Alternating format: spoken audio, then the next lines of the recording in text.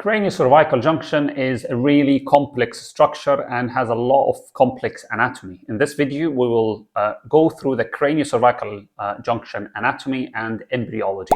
I am Mohammed Raz, and this is your knowledge platform about the brain, spine, and beyond. Before we jump into the details of the anatomy of the craniocervical junction, let's get back slightly backward and talk about the embryology. So if you remember from the medical school, the embryo would have three layers, as you can see here.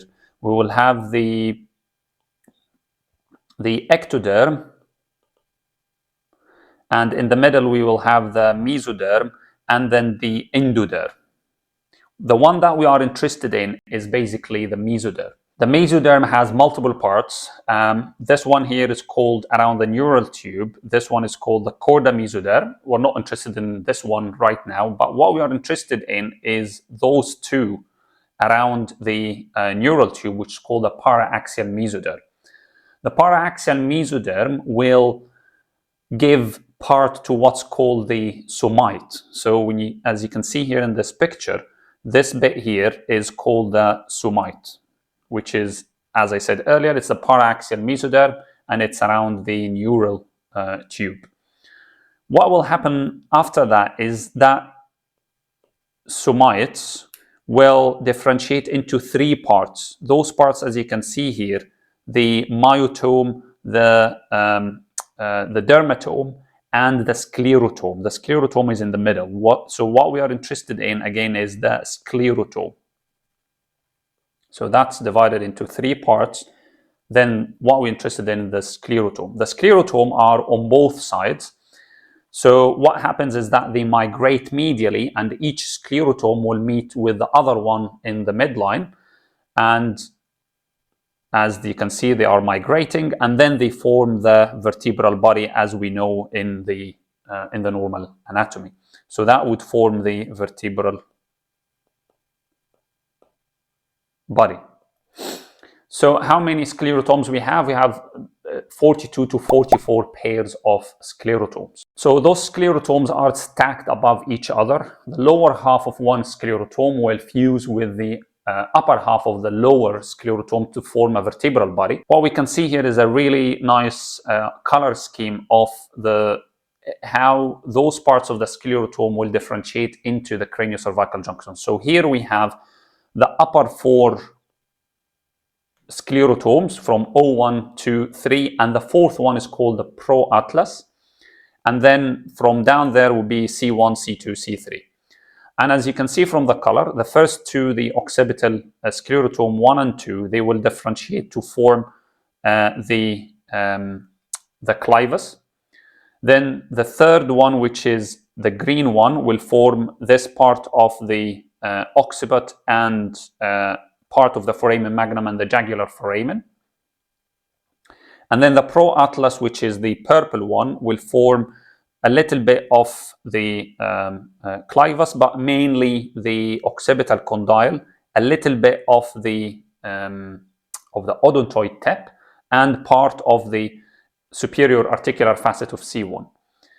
And then the C1 sclerotome will basically give part, which is in this color, which I don't understand. It looks like a light green or light blue, whatever you call it. It gives rise to the anterior arch of C1, the posterior arch of C1, the spinous process, so most of C1, and a big part of the C2 body. So to summarize that again, basically we have the three layers: the ectoderm, mesoderm, endoderm. The mesoderm would have the part that we are interested in, the para-axial mesoderm, which will differentiate into three parts, or will give rise to the somites. The somites will give three parts, which is the myotome, the dermatome, and the sclerotome. The sclerotomes on each side will migrate and fuse together. They form the vertebral body. Vertebral bodies, those sclerotomes on the upper part of the sclerotomes, the occipital and the first few of the cervical sclerotomes, will give rise to the craniocervical junction. Now let's go and discuss the anatomy of the craniocervical junction. So as you can see here in this picture, we have the atlanto-occipital joint. which is basically a junction between the occipital condyle, as you can see it here, with the superior articular facet of C1. And if you remember from the first video that we discussed the occipital condyle is directed kind of inward and inferiorly. So it has a shape like this, and that shape basically limits the rotation around this joint. So there is no much rotation around this joint. And also the extension, the lateral flexion of this joint this way is limited by the alar ligament, which is attached to the inner part of the occipital condyle, which I will discuss later in the video. The second junction or joint is the atlanto-axial joint, which is between the two facets of the C1 and C2. And that basically allows for the movement in flexion, extension, and rotation, and that's all regulated and controlled by the ligaments around this junction. What's important about this joint is the biconvex nature of the two joints. So if you can see here, that's an inferior view of the C1, and you can see it looks like convex shaped joint or part of the joint. Similarly, the one from the C2 here, the upper facet, superior articular facet, is convex as well. So we have a biconvex shape of the facet of the joint. What that means is that this joint is inherently kind of unstable. I wouldn't say unstable, but that allows for easy instability because of that joint. So it's all supported by ligaments. What I'm trying to say is that if an injury happens to the ligaments, severe injury to the ligaments, then that joint can fail easily. And that's why those ligaments are very important, which we will discuss. There are multiple ligaments supporting the craniocervical junction. We will start with the first one, which is the alar ligament. As you can see here in this picture, the alar ligament extends from the odontoid, so from the lateral edges of the odontoid, and spans over towards the occipital condyle. So it attaches to a tubercle on the on the medial aspect of the occipital condyle. Actually, this picture is slightly anatomically wrong because the ligament is slightly thinner at the origin and it spans over, so it becomes larger as it attaches to the occipital condyle. It's a very important joint, this one plus the transverse Atlanta ligament or the transverse ligament. Both of them are really, really important for the stability of the spine. So those are one of the most important ones. Again, in this picture, as you can see, similar to this is the alar ligament on each side, which extends from the odontoid and goes all the way towards the occipital condyle. Then we have the cruciate ligament, which is has two components. One is a vertical part and another part, which is the transverse part.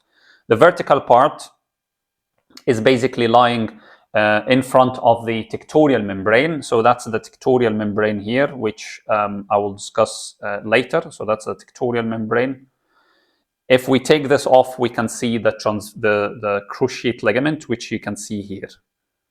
So it has a vertical component and a transverse component. The vertical component extends from all the way here from the C2 body, and this one here extends to the basion or the rim of the foramen magnum. So if we look here at this picture, just to show you the layers, as I mentioned, so we can see tectorial membrane there, and then we have the apical ligament, and in between, this one is the one in red is basically the vertical part of the cruciate ligament. Then the other ligament that we have, which is again part of the cruciate ligament, which is really, really important, is the transverse ligament. The transverse ligament is very critical because it keeps the odontoid kind of pushed towards the anterior arch of C1. If it fails, that means that it will be easy to have a C1, C2 kind of instability. It extends as part of that cruciate complex, and it extends laterally all the way to a tubercle on the inner aspect of the C1, kind of around the arch of C1 within that ring. So again, that's the apical part of, or the ascending part of the cruciate ligament, and that's the transverse part of the cruciate ligament. We refer to that as the transverse atlantal ligament. Then what we have here is the tectorial membrane. The tectorial membrane is basically an extension of the posterior longitudinal ligament and extends all the way up towards the clivus and again around the base of the skull. If you take this off, as you can see here, if you cut it off, as I said earlier, you can see the rest of the structures of the ligamentous structures, including the cruciate ligament, the alar ligaments, and everything below. Then we have the apical ligament, which is kind of a little ligament, not of much importance, but basically it extends just from the tip of the odontoid all the way to the basion. And again, you can see here that's the this dot here will be the origin of that apical ligament. Then finally, we have the anterior and posterior atlanto-occipital membranes. If you can see in this picture, we have the anterior atlanto-occipital membrane, which basically attaches to the C1 arch and extends all the way to the rim of the foramen magnum. And then we have, this one is a continuation of the anterior longitudinal ligament. And I will mention that later so that it doesn't confuse you. Posteriorly, we have the posterior atlanto-occipital membrane, which you can see here, which extends again from the C1 arch posteriorly all the way to the foramen magnum posteriorly. You can see here that the vertebral artery pierces this posterior atlanto-occipital membrane to go to the posterior fossa. That posterior atlanto-occipital membrane is a continuation of another membrane, which is the atlanto-axial membrane, which is in turn is a continuation of the ligamentum flavum. And as I said, this membrane is kind of pierced by the vertebral artery where it goes into the posterior fossa. So to go through those ligaments again just quickly so that you don't get confused. So this one here, we have the anterior atlanto-occipital membrane, which we said is a continuation of the anterior longitudinal ligament. Then we have the, I'll try to use different colors. So this one is the apical ligament. And this one in between is the vertical part of the cruciate ligament. And as we go more posteriorly, we have the tectorial membrane, which is a continuation of the posterior longitudinal ligament. So the anterior longitudinal ligament will give rise to the anterior atlanto-occipital membrane. The posterior longitudinal ligament will give rise to the posterior, to the tectorial membrane. And then if we go more posteriorly, we will find the posterior atlanto-occipital membrane, which basically a continuation, as I said, of the ligamentum flavum and also the atlanto-axial membrane. Now, let's go through this in an MRI scan from this beautiful illustration on Radiopedia. So you can see here the atlanto-occipital membrane, which you can see in that lighter blue color is a continuation of the anterior longitudinal ligament. Then if we go here, this little one is the apical ligament. And then the cruciate ligament, which has the transverse component, which is basically that rounded bit, which you probably better to see on a coronal image. And then the vertical part of it. Then the posterior longitudinal ligament, which, as we said, will extend more higher up to be tectorial membrane as a continuation higher up towards the clivus. Then we have the posterior atlanto-occipital membrane and the posterior atlanto-axial membrane, which again is a continuation of the ligamentum flavum. So the three of them are continuation. It's very confusing because when you say posterior atlanto-occipital, you would definitely say the posterior longitudinal ligament as a continuation of posterior longitudinal, but it's not like this. It's the posterior longitudinal ligament will give the tectorial membrane. And then the last one, which I didn't mention earlier, which is the nuchal ligament, which is a continuation of the supraspinous ligament. So that's all annotated in this image. You can check it on Radiopedia. So the craniocervical junction, as you can see, is quite complex. This video is quite loaded with information, so you can stop it and go through, read about it, and also come back to the video. I hope this kind of gave you a comprehensive review about the embryology and also the anatomy of the craniocervical junction. Please have a look on the previous videos, share the videos with your colleagues, and leave me comments below about the content if you like it, and also how can I make it better. Stay tuned for the next video.